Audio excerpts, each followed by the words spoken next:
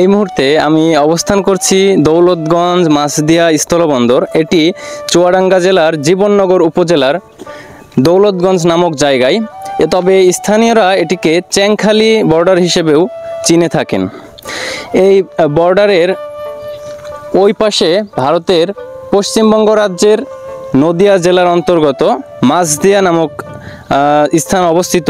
সেটাকে কেন্দ্র করেই এখানকার এই বর্ডারকে দৌলতগঞ্জ মাছদিয়া স্থলবন্দর হিসেবে নামকরণ করা হয়।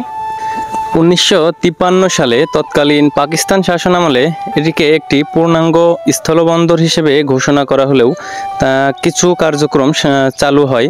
তবে 1965 সালে তৎকালীন ভারত পাকিস্তান যুদ্ধের সময় এটিকে বন্ধ ঘোষণা করা হয় এবং পরবর্তীতে 1971 সালে বাংলাদেশ স্বাধীন হলে 1972-এ এটিকে আবারও পূর্ণাঙ্গ স্থলবন্দর হিসেবে ঘোষণা করা হয়। তবে এর অবকাঠামোগত উন্নয়ন কিংবা নীতিগত বিভিন্ন কারণে, আমলাতান্ত্রিক জটিলতা ও ইত্যাদি ভিন্ন ভিন্ন কারণে স্থলবন্দরটি কখনোই পূর্ণাঙ্গ রূপ পায়নি। ফলে এর কার্যক্রম আর কখনোই চালু হয়নি।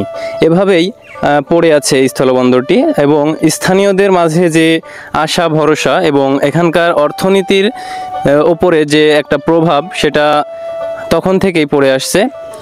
তবে এখানকার বেশ কিছু মানুষের সাথে কথা বলে জানা গেছে তারা এখনও আশাবাদী যে ভবিষ্যতে এই স্থলবন্দরটি আবার চালু হবে এবং এই অঞ্চলের যে অর্থনীতি সেটা আবার চাঙ্গা হয়ে উঠবে।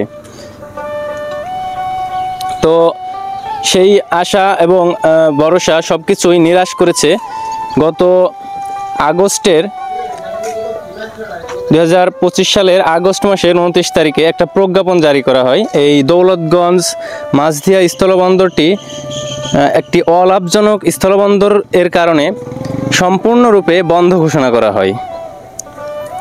তো এটি আবারও স্থানীয়দেরকে বেশ হতাশ করেছে এবং ইতিহাস ঐতিহ্যের ভরপুর এই স্থলবন্দরটি আর কোনোভাবেই চালু হওয়ার আশা দেখছে না স্থানীয়রা।